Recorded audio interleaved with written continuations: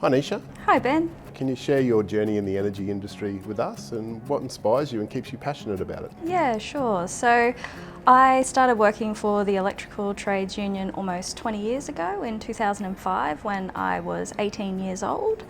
I started out just in the membership team at the union, but very quickly decided that I wanted to do more to advocate for workers in the energy industry. So I asked the then State Secretary, Peter Simpson, if he'd be prepared to train me up to be an industrial officer so that I could advocate for energy workers. Fortunately, he said yes, and I became an industrial officer. And for me, what's really important is giving people dignity in work. And what superannuation has the power to do is give people dignity in retirement.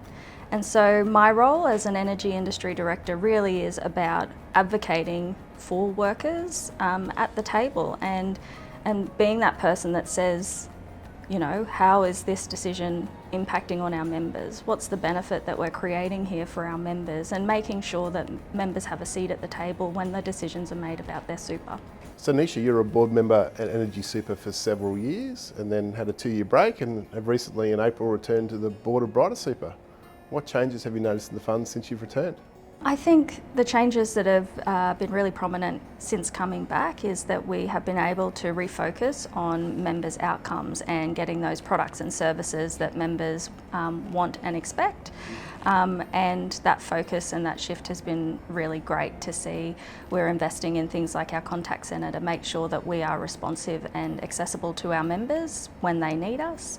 We've got over 40 field staff out there in the community that are available and accessible to our members, not only in the southeast but across regional Queensland as well, which is really important. Some of the things that we've been able to do since the merger that have come to fruition in the last little while have been improved investment returns.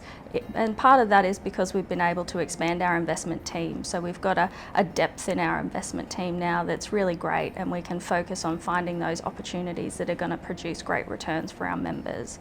We've also reduced our fees, which was one of the primary objectives in terms of the mergers in the first place. It was getting sufficient scale so that we could reduce the fees for members across the board, and we've been able to achieve that.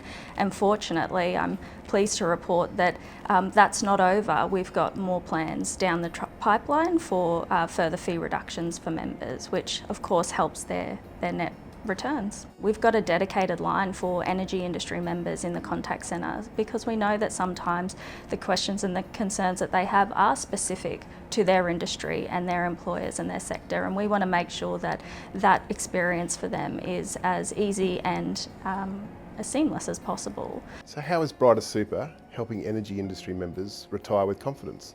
I think one of the really key strategies of Brighter Super and the board has been about ensuring that our members have really strong financial literacy at every stage through their superannuation journey. So we have put in place a whole lot of things to help support members in that so that they can have a great retirement outcome. So for energy industry members and the members more broadly, we've got a really fantastic range of financial advice services, from really simple calls for general advice in the contact centre right through to comprehensive advice, which sits down with a financial planner one-on-one and goes through what are your financial goals now and into the future. I think that the reason that financial literacy and having that advice available to our members is that we want our members to feel empowered with the information and knowledge that they need to make the decisions that are right for them so that they can get the best outcomes.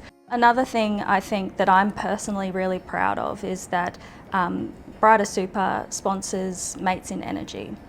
Now that was an initiative that started at Energy Super.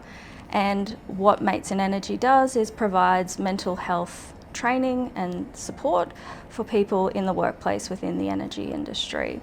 In addition, we've got energy industry representatives on the board. If people are interested in kind of understanding what we can do for members in the energy industry, we actually have a dedicated webpage for the energy industry members of Brighter Super. And if you jump on our website, you can have a look and find some of the things that matter to you, whether that's kind of comparing our fees and returns or accessing particular forms and information that really are relevant to you and your superannuation journey. So why do you believe that people working in the energy sector should choose Brighter Super, and what benefits does it offer them? So we've listened to members and some of the concerns that they have had, and as a result of that we're being really responsive, and we've expanded and improved some of the products and services that we provide to members. We have improved our retirement reward, and we now have improved our automatic pension rebalancing to make things easier for our members and as seamless as possible. We've also committed to investing here in Queensland. So we've already got over $1 billion in investments in property and infrastructure assets here in regional Queensland. And the logic behind that is that not only do we want to make sure that what we're investing in is getting really good returns for our members, but we want them to have that broader benefit, because when we're investing in Queensland, we're producing jobs and putting money into those regional economies as well. So the benefits that our members are receiving are expanded, you know.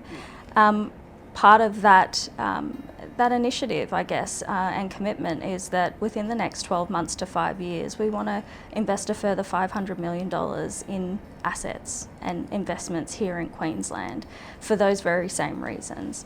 Of course, in all of our investing decisions that we make, it's got to stack up, and there's got to be that net benefit for members in terms of their returns. But we want to show that we are committed to Queensland and to our members here, and that we're going to invest as much as possible. So why do you believe Brighter Super as a mid-sized superannuation fund is better than one of the mega superannuation funds in the industry? Great question. It's something that I think I have thought about quite a lot, and some of our former energy super members would have heard this phrase a few times over the years, but I think being a mid-sized fund means that we are big enough to matter and small enough to care.